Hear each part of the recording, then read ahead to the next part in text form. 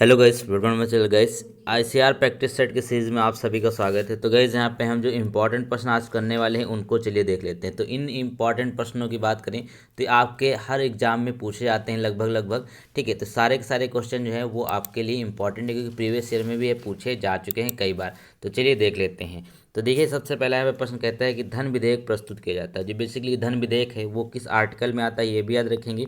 तो आर्टिकल 110 जो है ना, अनुच्छेद 110, इसमें धन विधेयक मेंशन है। और यह मात्र और मात्र कहाँ पे, सिर्फ और सिर्फ लोकसभा में पेश किया जा सकता है। याद रखेंगे, लोकसभा में ही इसको पेश किया जाता है।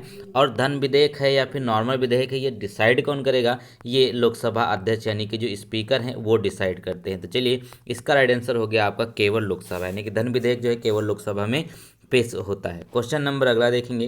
तो इसमें कहा गया कि राज्यसभा की बैठकों की अध्यक्षता कौन करता है। आप देखिए, जो राज्यसभा की जो बैठकें होती हैं, बेसिकली दो सदन है अपने में, तो एक लोकसभा है और एक राज्यसभा है। तो राज्यसभा जो है इसको उच्च सदन के नाम से जानते हैं। और जो राज्यसभा है ये कभी भंग भी नहीं होती, याद रखेंगे। और इसके सदस्यों का जो कार्यकाल रहता है वो 6 साल रहता है। और यहाँ पर देखेंगे कि प्रत्येक 2 साल में 1/3 मेंबर इसके रिटायर भी हो जाते हैं। ये राज्यसभा की पूरी पूरी बातें थी जो इम्पोर्टेंट है। तो इसकी जो अध्यक्षता करी जाती है वो किसके द्वारा करी जाती है? तो याद रखिएगा, जो उपराष्ट्रपति होता है वो राज्यसभा का अध्यक्ष होता है। बेसिकली यहाँ पे जो राज्यसभा की बैठकों की अध्यक्षता करता है वो कौन करता है?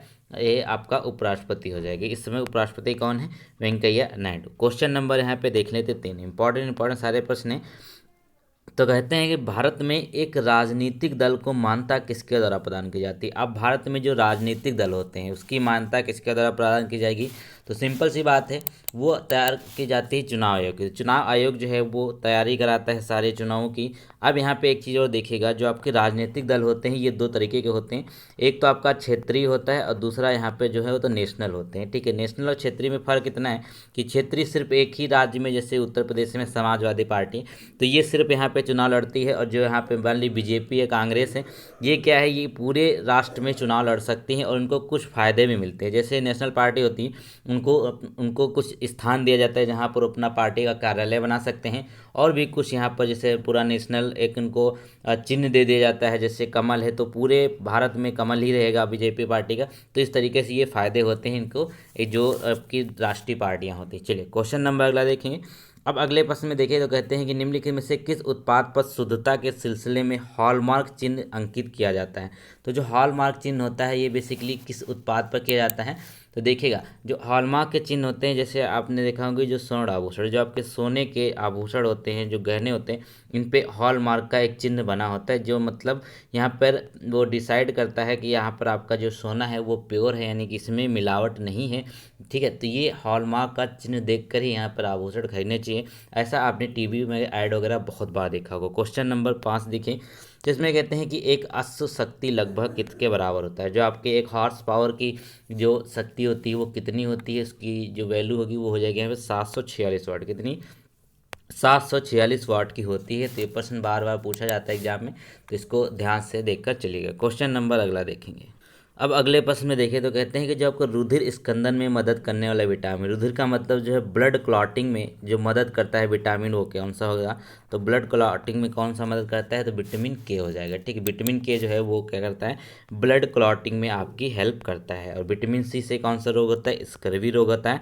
और इसका स्कॉर्बिक एसिड यहाँ पर इसका नाम भी है। और विटामिन डी की कमी से कौन सा होता है? रिकेट्स रोग होता है। विटामिन ई की कमी से कौन सा होता है? वो होता है यहाँ पर इम्पोर्टेंसी यानी कि नपुंसकता। चलिए, क्वेश्चन नंबर 7 देख लेंगे। 7 में बोलते हैं कि SEZ का पूर्ण रूप क्या हो। बेसिकली यहाँ पर जो SEZ है इकोनॉमिक्स का टर्म है बेसिकली, तो इसका राइट आंसर क्या होगा SEZ का? वो यहाँ पे हो जाएगा, यहाँ पर आपके लिए कि स्पेशल इकोनॉमिक जोन। ठीक है, जो स्पेशल इकोनॉमिक जोन होते हैं उनको हम यहाँ पर SG के नाम से जानते हैं। ये इसका फुल फॉर्म पूछ लिया जाता है आपके एग्जाम में। चलिए, क्वेश्चन नंबर 8 देखें। अब 8 में कहा गया कि अनियत तापी प्राणियों के लिए निम्नलिखित में से कौन सा सही है। ठीक है, देखिए, अनियत तापी प्राणियों के लिए निम्नलिखित में से कौन सा यहाँ पे जो कथन है वो सही है। ये होगा यहाँ पर क्या कि जो उनके शरीर का तापमान है वायुमंडल के अनुसार बदलता रहता है। ठीक है, ये जो क्या होते हैं, ये बदलते रहते हैं। बेसिकली इसमें क्या चीज़ होता है, जैसे मान लीजिए ठंडी आ गई, बहुत गर्मी आ गई, तो क्या करते हैं वो उसी हिसाब से अपना टेम्परेचर जो है मेंटेन कर लेते हैं। और ह्यूमन जो होते हैं वो क्या करते हैं, वो अपना टेम्परेचर मेंटेन नहीं कर पाते हैं। ठीक है, क्वेश्चन नंबर अगला देखेंगे। इसमें कहते हैं कि कंप्यूटर के लिए आईसी चिप्स आमतौर पर बनाए जाते हैं। जो आईसी चिप्स होते हैं, जो आईसी होती हैं इंटीग्रेटेड सर्किट, उनको बनाया जाता है किस चीज़ का, तो याद रखेंगे सिलिकॉन का। किस चीज़ का बनाया जाता है, सिलिकॉन का इनको बनाया जाता है। और सिलिकॉन वैली के नाम से हम किसको जानते हैं, तो हमारे जो कर्नाटक की राजधानी है बेंगलुरु। ठीक है, बेंगलुरु को हम सिलिकॉन वैली के नाम से भी हम जानते हैं। यह क्वेश्चन अब बनता है कि साइलेंट वैली कहाँ पे, तो साइलेंट वैली जो है वो आपकी केरला में स्थित है। वीडियो पसंद आ रहा है तो लाइक कर सकते हैं। अगर आप चाहते हैं कि मैं समझाऊं तो बताइएगा, नहीं चाहते हैं तो जल्दी जल्दी क्वेश्चन यहाँ पे खत्म करेंगे। तो देखिएगा, कहते हैं कि तेजटिया, बुल और मंदड़िया, ये जो बुल और बियर का जो बेयर होता है बेसिकली यहाँ पर, वो वाणिज्य के किस पहलू से संबंधित है। अब देखिए, बुल और बेयर जो किससे संबंधित है, वो आपका स्टॉक मार्केट से संबंधित है। स्टॉक मार्केट जो कौन मैनेज करता है, वो करता है यहाँ पे सेबी मैनेज करता है। इसका मुख्यालय कहाँ पर है, इसका मुख्यालय जो है वो आपका देखेंगे कि मुंबई में स्थित है। ठीक है, अब यहाँ पे देखिए बुल और बेयर का मतलब क्या होता है। ठीक है, बुल का मतलब क्या होता है, मार्केट जब यहाँ पे अप होती है। ठीक है, मार्केट अप होने का मतलब क्या है, जैसे अब बुल है, जैसे उसके सींगों से ऊपर उठाता है तो इसका मतलब क्या होता है, और बेयर जो होता है वो अपने पंजों से नीचे घुरचता है। तो इसी तरीके से इसको इंडिकेट किया गया कि मार्केट जो बेयर का मतलब होता है नीचे गिरी हुई है। क्वेश्चन नंबर अगला देखेंगे। इसमें कहते हैं यहाँ पर कि प्रतिभा पलायन बेसिकली क्या चीज़ है। ठीक है, प्रतिभा पलायन जो है एक टर्म यहाँ पर है, इसका मतलब क्या हो जाएगा तो देखेंगे।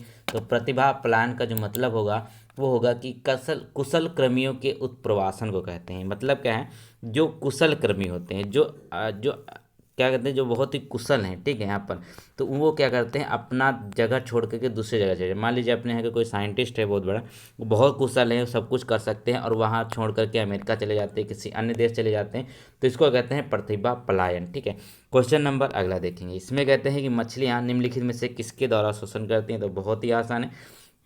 तो मछलियाँ किसके द्वारा शोषण करती हैं, तो ये आपका हो जाएगा यहाँ पर गिल्स के द्वारा। ठीक है, गिल्स जो होते हैं ये आपका, इसके द्वारा ये मछलियाँ जो है वो शोषण करती हैं। क्वेश्चन नंबर अगला देखेंगे। इसमें कहते हैं कि बंगाल के प्रथम गवर्नर जनरल का नाम था। तो बंगाल के जो प्रथम गवर्नर जनरल थे वो कौन थे, तो बहुत ही आसान हो जाएंगे, विलियम बेंटिक। कौन हो जाएंगे, लॉर्ड विलियम बेंटिक जो है ये बंगाल के प्रथम गवर्नर जनरल हैं। क्वेश्चन नंबर 14 देखें देते हैं, संसार का सबसे छोटा महासागर कौन सा है। अब संसार का सबसे छोटा महासागर पूछा है तो बड़ा भी जानना आपके लिए ज़रूरी है। तो याद रखेंगे ये हो जाएगा आपका आर्कटिक महासागर, ये सबसे छोटा है, और जो प्रशांत महासागर है ये सबसे बड़ा महासागर है। ठीक है, तो ये आपका राइट आंसर हो गया इसका सी वाला। क्वेश्चन नंबर अगले देखेंगे। अगला क्वेश्चन देखिए, बहुत इंपॉर्टेंट है। कहते हैं कि इंग्लैंड के शासक जेम्स प्रथम का कौन शासकीय राजदूत जहांगीर के दरबार में आया था। ठीक है, जेम्स प्रथम का जो है कि यहाँ पे जो राजदूत थे, अम्बेसडर थे, वो जहांगीर के दरबार में गए थे। उनका नाम क्या था, वो थे यहाँ पे हॉकिंस। कौन थे, विलियम हॉकिंस जो थे वो गए थे यहाँ पर जहांगीर के दरबार में सबसे पहले परमिशन लेने के लिए कि हमको आपके जो यहाँ पर भारत में हमको थोड़ा सा व्यापार करना है। इसी से यहाँ पे शुरुआत होती है आपके अंग्रेज शासन की, इसी के बाद। ठीक है, ये इन्होंने फिलहाल तो मना कर दिया था। क्वेश्चन नंबर अगला देखें तो कहते हैं कि निम्नलिखित में से किसको सेल का पावर प्लांट कहा जाता है। बेसिकली आप पावर, ठीक है, क्या होगा यहाँ पर, पावर हाउस कहा जा सकता है। ठीक है, देखिएगा तो पावर हाउस किसे कहते हैं, तो इसका राइट आंसर क्या होगा, वो आपका हो जाएगा माइट्रोकॉन्ड्रिया। ठीक है, माइट्रोकॉन्ड्रिया को हम सेल का पावर हाउस के नाम से जानते हैं। ठीक है, सेल का जो पावर हाउस होता है वो क्या होता है, वो होता है माइट्रोकॉन्ड्रिया। क्वेश्चन नंबर अगर देखें तो कहते हैं कि वर्ग विहीन समाज की अवधारणा है। ठीक है, जो वर्ग विहीन समाज की अवधारणा का मतलब क्या होता है, वर्ग में जैसे कि मान ली कि अपना यहाँ पे क्या, जैसे कि इसमें जैसे क्षत्रिय, वैश्य, शूद्र, वैश्य, ठीक है, ये इस तरीके से जो बटा हुआ है जातियों में, धर्मों में बटा हुआ है, तो इस को मतलब में इन्होंने माना ही नहीं था। वर्ग विहीन समाज की अवधारणा किसके द्वारा दी गई थी, वो हो जाएंगे आपके कार्ल मार्क्स। कार्ल मार्क्स ने कहा था कि वर्ग विहीन समाज की अवधारणा ही बहुत ही उत्तम होगी किसी भी देश के लिए। क्वेश्चन नंबर अगला है कि साहू को मुगल कैद से किसने मुक्त किया था। ठीक है, साहू जो थे उनको मुगल कैद से किसके द्वारा मुक्त किया गया था, तो याद रखेंगे हो जाएंगे शहजादा आजम। कौन हो जाएंगे, शहजादा आजम इसके राइट आंसर हो जाएंगे। क्वेश्चन नंबर अगला देखें, इसमें कहते हैं कि अंडमान निकोबार द्वीप समूह निम्नलिखित में से किसके द्वारा एक दूसरे से अलग होते हैं। अब अंडमान निकोबार द्वीप समूह जो है किसके द्वारा अलग होते हैं ये देखेगा, तो वो हो जाएगा यहाँ पर 10 डिग्री चैनल। ठीक है, अंडमान निकोबार जो है वो आपके 10 डिग्री चैनल जो है उसके द्वारा अलग होते हैं। ठीक है, ये दो अलग अलग हैं, अंडमान द्वीप समूह और निकोबार द्वीप समूह। क्वेश्चन नंबर अगला देखेंगे, में कहते हैं कि लोहे की परत पर किस धातु से यहाँ पर गैल्वेनाइजेशन किया जाता है। बेसिकली यहाँ पर इसकी परत चढ़ा दी जाती है, क्यों? ताकि इसमें जंग ना लगे। तो क्या हो जाएगा, वो आपका जिंक हो जाएगा। ठीक है, क्या हो जाएगा, जिंक हो जाएगा यहाँ पर इसका राइट आंसर, क्योंकि लोहे की परत इसी कारण चढ़ाई जाती है ताकि इसमें जंग ना लगे। ठीक है, क्वेश्चन नंबर अगला देखेंगे। अगले में कहते हैं कि चंद्रमा के गुरुत्वाकर्षण से पृथ्वी का गुरुत्वाकर्षण कितने गुना है। अब चंद्रमा के पर गुरुत्वाकर्षण की बात कर लेते हैं तो कितना है, वो यहाँ पे हो जाएगा 6 गुना। यानी कि आप अगर पृथ्वी पे 60 किलो हैं तो चंद्रमा पे आप कितने हो जाएंगे, 10 किलो के हो जाएंगे, क्योंकि यहाँ पे 6 गुना ज़्यादा है, याद रखेंगे। क्वेश्चन नंबर अगला कहता है कि किस अधिनियम के द्वारा ब्रिटिश संसद ने ईस्ट इंडिया कंपनी का भारत में व्यापारिक एकाधिकार समाप्त कर दिया था। तो किस अधिनियम के द्वारा ब्रिटिश संसद ने ईस्ट इंडिया कंपनी का भारत में व्यापारिक एकाधिकार समाप्त किया, तो वो हो जाएगा यहाँ पर चार्टर एक्ट 1813। क्या हो जाएगा, चार्टर एक्ट 1813। ये बहुत ही इंपॉर्टेंट एक्ट है, याद रखेंगे। ये प्रश्न भी बहुत बार पूछा जाता है। क्वेश्चन नंबर अगला देखें, तो कहते हैं कि निम्नलिखित में से किस व्यक्ति को grand old man of India के नाम से जानते हैं। अब grand old man of India के नाम से किसको जाना जाता है, वो हो जाएंगे कौन से, दादा भाई नौरोजी। ठीक है, दादा भाई नौरोजी इसके राइट आंसर होंगे। क्वेश्चन नंबर अगला देखें, तो कहते हैं कि देश में जो भाभा परमाणु अनुसंधान है, जो बार्क है, बेसिकली पूछा जाता है कि कहाँ पर अवस्थित है। तो भाभा परमाणु जो अनुसंधान केंद्र कहाँ पर स्थित है, तो इसका राइट आंसर क्या हो जाएगा, ये होगा यहाँ पर बॉम्बे में स्थित है। ठीक है, बेसिकली यहाँ पे जो बॉम्बे होता है, मुंबई। क्वेश्चन नंबर यहाँ पे अगला देखें, तो कहते हैं कि निम्नलिखित में से राष्ट्रीय आय का जनसंख्या के आकार से विभाजित करने पर क्या प्राप्त होता है। ठीक है, जो राष्ट्रीय आय है, जो नेशनल इनकम होती है, उसको अगर यहाँ पे पॉपुलेशन पर जो उसको विभाजित कर देते हैं तो हमको मिलता क्या है, वो मिल जाएगी हमको, क्या मिल जाएगी, प्रति व्यक्ति आय। ठीक है, पूरी इनकम है, उस पूरी इनकम को पूरे राष्ट्र की जो राष्ट्रीय आय है, नेशनल इनकम है, उसको अगर जनसंख्या के आकार से विभाजित कर देंगे तो क्या होगा, हमको प्रति व्यक्ति आय मिल जाएगी। यानी कि एक व्यक्ति की आय कितनी है भारत में, ये हमको पता चल जाएगा। तो क्वेश्चन नंबर अगला देखेंगे, तो बस क्वेश्चन नंबर अगर 26 देखें तो कहते हैं कि बंदी जीवन पुस्तक के लेखक कौन है। ठीक है, एक पुस्तक है जिसका नाम है बंदी जीवन। ये पुस्तक बहुत फेमस है, तो याद रखेंगे जो इसके लेखक हो जाएंगे वो हो जाएंगे यहाँ पे सचिन सान्याल। कौन हो जाएंगे, सचिन सान्याल इसका राइट आंसर यहाँ पर हो जाएगा। क्वेश्चन नंबर अगला देखें, तो इसमें कहा गया कि जौनपुर शहर की स्थापना किसके द्वारा करी गई थी। अब जौनपुर पड़ता कहाँ है, याद रखेंगे ये उत्तर प्रदेश में है, और जौनपुर की स्थापना जो करी गई थी वो करी गई थी किसके द्वारा, फिरोज शाह तुगलक के द्वारा। किसके द्वारा, फिरोज शाह तुगलक के द्वारा इसकी स्थापना करी गई थी, याद रखेंगे, इंपॉर्टेंट प्रश्न है ये। अगला क्वेश्चन देखिए, तो कहते हैं कि उत्तर प्रदेश में निम्नलिखित में से किस जनजाति की जनसंख्या सर्वाधिक है। ठीक, किस जनजाति की जनसंख्या जो सबसे ज़्यादा है, तो याद रखेंगे 28 का राइट आंसर यहाँ पर हो जाएगा थारू। थारू जनजाति इसलिए फेमस है क्योंकि यह जो दीपावली का त्यौहार है ना, दीपावली का त्यौहार शोक के रूप में मनाती है। ठीक है, दीपावली का त्यौहार शोक के रूप में मनाती है थारू जनजाति, याद रखेंगे। चलिए क्वेश्चन नंबर अगले देखें, प्रश्न संख्या अगला देखिए, तो इसमें कहते हैं कि डाची ग्राम राष्ट्रीय उद्यान, बहुत ही इंपॉर्टेंट ये प्रश्न है। तो डाची ग्राम राष्ट्रीय उद्यान भारत के किस भाग में स्थित है, तो याद रखेंगे ये कहाँ हो जाएगा, जम्मू कश्मीर। कहाँ पे है, जम्मू कश्मीर में स्थित है। क्वेश्चन नंबर अगला देखें, तो कहते हैं कि गोविंद बल्लभ पंत सागर बांध। ठीक है, गोविंद बल्लभ पंत सागर बांध जो है वह कहाँ पर स्थित है, ये आपका हो जाएगा उत्तर प्रदेश में। कहाँ पर है, उत्तर प्रदेश इसका राइट आंसर हो जाएगा, याद रखेंगे। चलिए क्वेश्चन नंबर अगर देखें तो कहते हैं कि डेनमार्क की राजधानी और मुद्रा का नाम क्या है।